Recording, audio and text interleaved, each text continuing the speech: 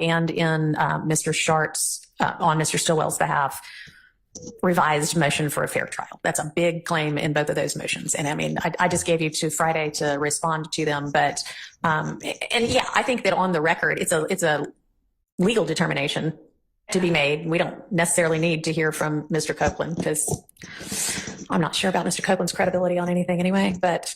And so for those reasons, I would ask the court to not have us bring him in before that time that he has to testify. I'd also point out that his counsel was present. I know.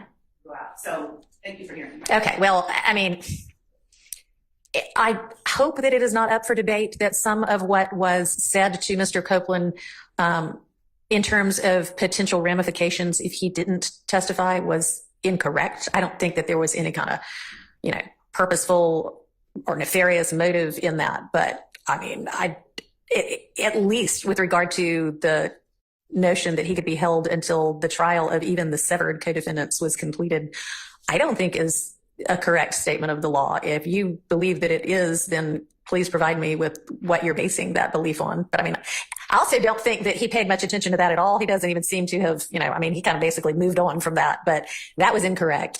I think that some of the assertions about statute of limitations potentially were incorrect. I don't think that with regard to he seemed to be worried about a particular crime, the statute of which had apparently already run.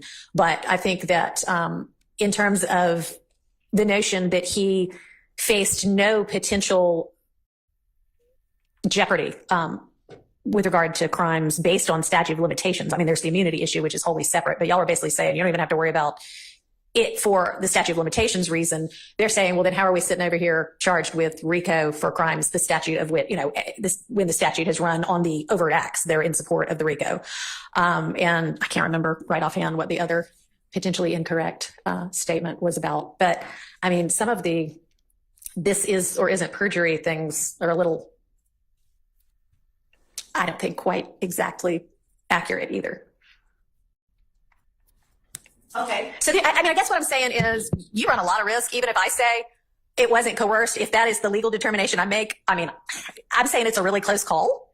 And it might be better to just pretermit that issue and deal with it a different way. Okay. So when, that took me to the question I had yesterday.